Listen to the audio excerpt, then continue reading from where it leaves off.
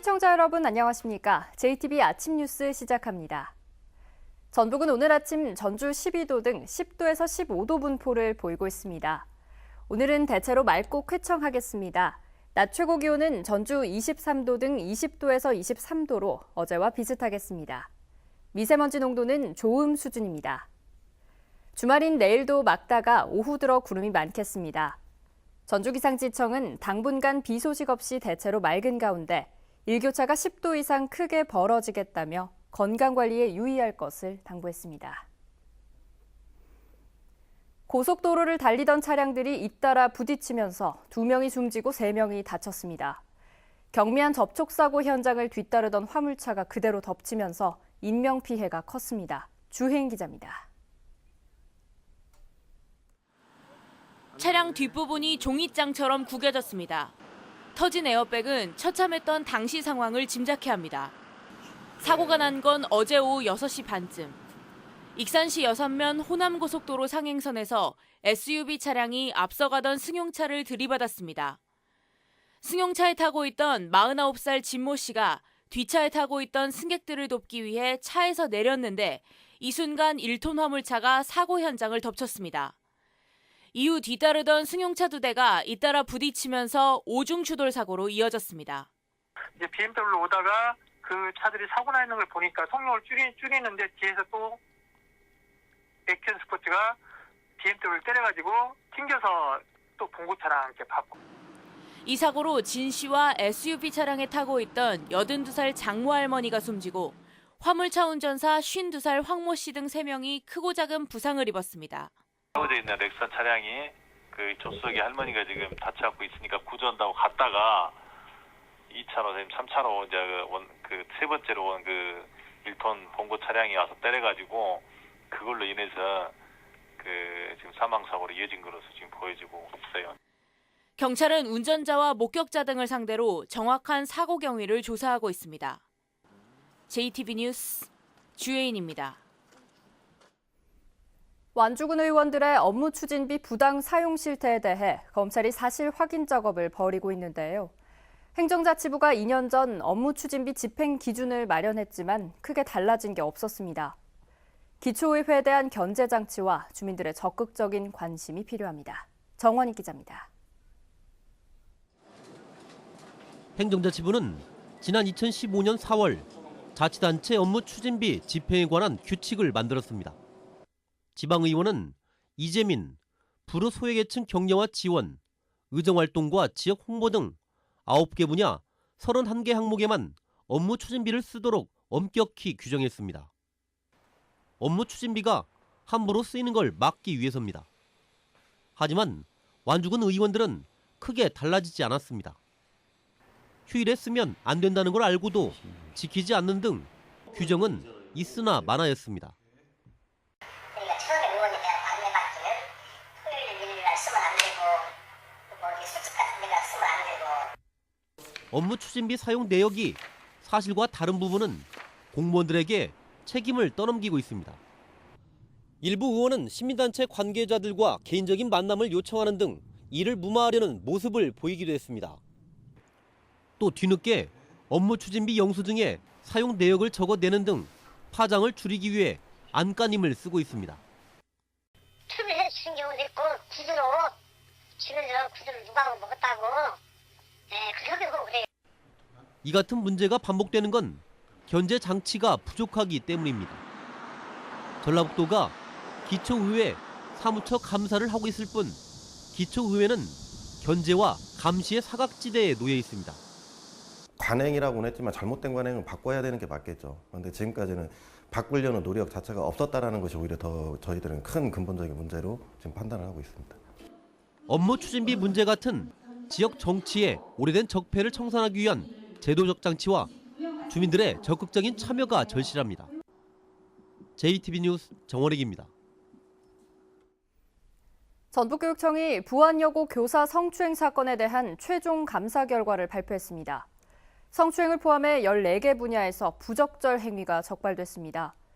전북교육청은 교직원 20명에 대한 징계를 학교 측에 요구했습니다. 조창현 기자가 보도합니다.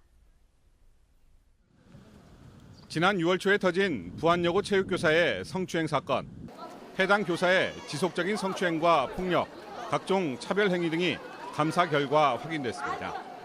이 교사는 현재 파면돼 불구속 상태로 재판을 받고 있습니다. 또 다른 교사 2명도 부적절한 성희롱 발언에 연루된 것으로 나타났습니다. 이 밖에 수업 중에 욕설을 하거나 권한을 남용한 교사들도 무더기로 적발됐습니다. 전북교육청은 전체 교직원의 절반가량인 20명에 대한 징계를 학교 측에 요구했습니다. 처분 내용은 신분상의 조치로 총 20명이 해당되며 중징계 6명, 경징계 3명, 경고 9명, 주의 2명이 해당이 되겠습니다. 각종 운영수당과 출장비, 공사비 과다 지급 등으로 학교에 끼친 손해 3천여만 원은 회수 조치했습니다. 동료 교사들의 묵인과 관련해서는 부안여고에 기관 경고가 내려졌습니다. 전북교육청은 부안여군의 부적절 행위가 농촌 지역의 사립학교라는 구조적 폐쇄성 속에서 벌어져 그동안 효과적인 문제 제기가 어려웠다고 평가했습니다. 부안 지역의 유일한 그 여학교 또 인문계 여자 고등학교다 보니까 그 학생들의 학교 선택권도 없었고 교사들의 인사이동 같은 것들도 제한이 되어 있는 그런 상황입니다. 전북교육청은 현재 부안여고의 4개 학급을 감축하고 부안여상의 인문계고 전환 절차를 진행하고 있습니다. 교직사회와 지역사회에 엄청난 충격을 안긴 부안여고 교사 성추행 사건에 대한 모든 행정 절차가 마무리됐습니다. 이제는 피해 학생에 대한 치유와 재발 방지를 위한 철저한 대책 마련이 시급한 시점입니다. JTB 뉴스 조창현입니다. 지난 2004년 성매매 특별법이 시행되면서 성매매 집결지 대부분이 문을 닫았는데요. 10년 넘게 방치되면서 구도심의 공동화 현상은 더욱 깊어지고 있습니다. 보도에 정윤성 기자입니다. 유흥업소가 밀집해 있던 군산시 개복동. 지난 2002년 성매매 업소에서 화재가 발생한 뒤 유흥업소들은 문을 닫았습니다. 상권은 실종됐고 슬럼가처럼 변하고 있습니다. 빈집 늘어나고 너무 내박쳐 있으니까 고양이 소굴이에요, 동네가 다. 그동안 주민들은 개복동과 대명동에 대한 활성화 대책을 요구해왔습니다. 우리 동네는 이렇게 방쳐놓고 이렇다는 말도 없고 아무 변화가 없이 시에서도 신경 하나 쓰시지도 않고. 군산시는 10년이 넘도록 아무 대책이나 개발 방향을 내놓지 않고 있습니다. 옛날에 그런 시설들 있고 한데 그런 쪽에는 지금 하고 있는 거 없습니다. 정읍시 시기동의 유흥업소 밀집 지역도 사정은 비슷합니다. 성매매 특별법이 시행돼 문을 닫은 뒤 지금까지 방치됐고 정읍시는 올해서야 활성화 대책을 내놓았습니다. 시에서는 젊은이들 이렇게 지나가면서 머물 수 있는 거 그런 걸 조성한다고 그러는데 사람들이 있어야지. 성매매 집결지가 있던 곳들이 이처럼 오랫동안 방치되고 있는 것은 성매매 집결지에 대한 우리 사회의 인식에서 그 원인을 찾을 수 있습니다. 성매매 집결지는 피하고 싶은 곳, 굳이 드러내고 싶지 않은 곳이었습니다. 즉, 단절된 공간이었습니다. 전주시는 선미촌에서 성매매가 이루어졌던 건물을 매입해 지난해부터 문화예술 프로젝트를 진행하고 있습니다. 재개발이나 전체 건물을 매입하는 대신 점진적으로 선미촌의 모습을 바꿔가는 방식을 선택했습니다.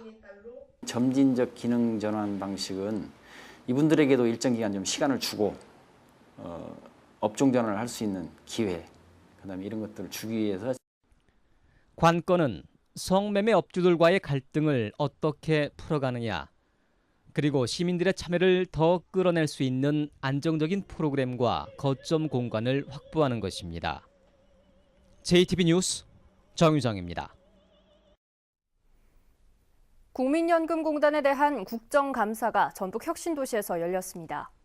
어제 국감에서는 기금 운용 인력의 이탈을 두고 자유한국당과 국민의당 사이에 공방이 펼쳐졌습니다. 국민연금공단이 서울 사무소 개설을 계속 추진하고 있다는 지적도 나왔습니다. 보도에 송창용 기자입니다. 국민연금공단에 대한 국정감사에서 자유한국당과 국민의당은 기금 운용 인력의 이탈을 두고 맞붙었습니다. 자유한국당 송석준 의원과 윤종필 의원은 기금용본부가 올 초 전주로 이전한 뒤 기금운용 인력의 이탈이 평소보다 2배 이상 늘었다며 국민연금의 수익률 하락이 우려된다고 주장했습니다. 결국 접근성이 떨어지는 전주 지역으로의 이전에 따라 자녀 교육 문제 등 여러 요인들로서 이직을 고려하는 기금 운용력이 여전히 많다는 전언이 잇따르고 있습니다. 국민의당 김광수 의원은 기금운용 인력의 이탈은 전주 이전이 아닌 낮은 급여 등 열악한 근무 여건 때문이라며 처우 개선이 시급하다고 주장했습니다. 이 문제를 근본적으로 방지하기 위해서는 근무 여건이나 이런 것들을 안정적으로 만들어주는 것이 필요한데 국감에서는 국민연금공단이 서울사무소 설치를 계속 추진하고 있다는 지적도 제기됐습니다. 국민연금공단이 지난 6월 서울에 회의실을 만든 데 이어 이번 국감을 앞두고 해외 투자 부서를 서울에 둬야 한다는 내용의 답변서를 만들었다는 주장입니다. 이에 대해 국민연금공단 측은 답변서를 작성한 담당자의 실수라며 부서 일부를 다른 곳으로 옮길 계획이 전혀 없다고 밝혔습니다. 또 저희들도 이제 적응을 하면서 점점 더 지역에 뿌리를 내리고 지역과 상생하는 내용들에 대한 구체화되는 과정을 갈 거로 생각하고 있습니다. 이 밖에 국민연금공단 국감에서는 삼성물산과 제일모직의 합병 문제와 새 정부의 국민연금 공공분야 투자 계획을 두고 여야 의원들 사이에 설전이 벌어졌습니다. JTB 뉴스 송창룡입니다. 어제 국정감사에서는 전주에 연기금 전문대 학원을 설립하자는 제안이 나왔습니다. 전북을 제3의 금융도시로 만들려면 연기금 전문대 학원이 필요하다는 주장입니다. 김철 기자입니다. 국정감사 참고인으로 나온 정의준 전주대 교수는 전북 혁신도시를 금융타운으로 바꾸려면 연기금 전문대학원을 신설하자고 제안했습니다. 올해 600조 원인 국민연금 기금운용 규모는 2022년에 859조 원으로 불어납니다. 따라서 이를 운용할 전문 인력도 올해 351명에서 5년 뒤 747명으로 늘려야 합니다.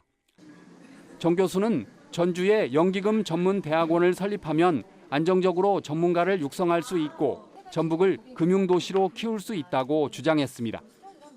엄청난 자금을 갖다 운영하게 될 기금운용본부의 노하우와 축적된 지적 자산을 갖다가 같이 공유해야 되고 확산해야 될 필요가 있습니다. 그런 부분에서 봤을 때 분명히 전문 교육기관이 필요합니다. 연기금 전문대학원의 설립 근거가 되는 국민연금법 일부 개정 법률안은 지난 6월 김광수 의원이 발의했고 오는 11월 상임위에서 논의될 예정입니다. 전주대 정의준 교수는 이 법안이 하루빨리 통과될 수 있도록 여야 국회의원들의 도움을 요청했습니다. JTB 뉴스 김철우입니다. 정읍 내장산이 아름다운 단풍으로 물들어가고 있습니다. 진안에서는 활력을 충전할 수 있는 홍삼축제가 막을 올렸습니다. 시군 소식 나금동 기자입니다. 깊어가는 가을, 형형색색의 아름다운 단풍으로 유명한 정읍 내장산이 손님맞이 준비를 하고 있습니다. 내장산 단풍은 20일쯤 산봉우리 인근에서 첫 물이 든 뒤 점점 아래로 줄다름쳐 다음 달 8일쯤에는 절정에 이를 것으로 보입니다. 지친 몸과 마음을 충전할 수 있는 진안 홍삼축제가 막을 올렸습니다. 이번 축제는 건강충전, 활력충전이라는 주제로 오는 22일까지 나흘간 마이산 북부 일원에서 다채로운 체험 프로그램으로 열립니다.